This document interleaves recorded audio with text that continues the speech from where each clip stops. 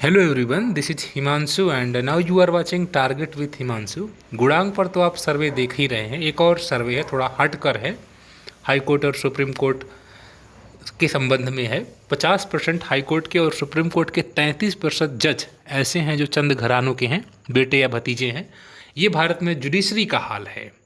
ये एक अखबार के न्यूज़ के अकॉर्डिंग देश की सर्वोच्च न्यायालय में 33% जज और हाई कोर्ट के 50 यानी 50% जज ऐसे हैं जिनके परिवार के सदस्य पहले ही न्यायपालिका में उच्च पदों पर रह चुके हैं। ये बात सामने आई है मुंबई के एक वकील की रिसर्च में। दरअसल ये वही वकील हैं जिन्होंने सुप्रीम कोर्ट में national judicial appointment commission act को चुनौती देते हुए याचिका लगाई है और उन्होंने अपनी यह रिपोर्ट सुप्रीम कोर्ट की 5 जजों की संवैधानिक पीठ को सौंपी है। तो इनके मुताबिक यह व्यवस्था को जो कोलिजियम सिस्टम की वजह से पैदा हुई है और इसमें एक जज ही दूसरे जजों को नियुक्त किया करते थे। ठीक है, इन्होंने हिंदुस्तान टाइम्स को बताया कि सुप्रीम कोर्ट के 1990 के कुछ फैसलों से कोलिजियम सिस्टम बना, जिससे उच्च न्याय संस्थाओं में नियुक्तियां मनमर्जी से होने लगी। सुप्रीम कोर्ट, हाई कोर्ट के पूर्व और सिटिंग जज, गवर्नर, मुख्यमंत्रियों, कानून मंत्री और बड़े वकील और रसूखदार लोगों का फेवर किया जाता है। इस रिपोर्ट के मुताबिक सुप्रीम कोर्ट में मौजूदा समय में 31 जज हैं। इनमें से 6 जज ऐसे हैं जो पूर्व जजों के बेटे हैं। तो कहीं न कहीं राजनीति जिस प्रकार से होती है, और इस रिपोर्ट में यह दिखाने का प्रयास किया जा रहा है कि जुडिशरी में भी भाई भतीजावाद चल रहा है।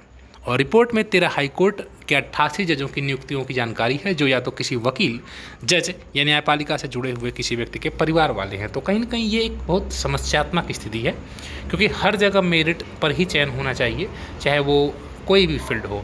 उन्होंने यह कहा भी है कि कोलिजियम सिस्टम गुप्त तरीके से काम करता है, जहां उच्च न्यायपालिकाओं में खाली पद का नोटिफिकेशन ही नहीं निकलता और न ही इनका एडवर्टाइजमेंट होता है।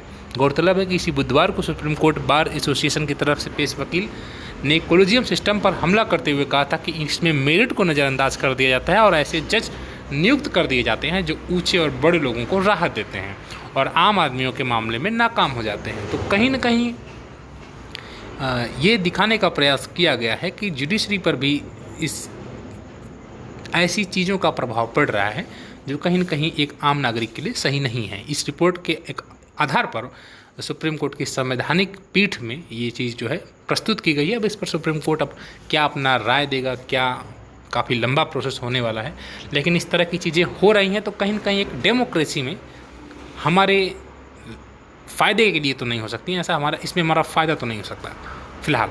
Thank you.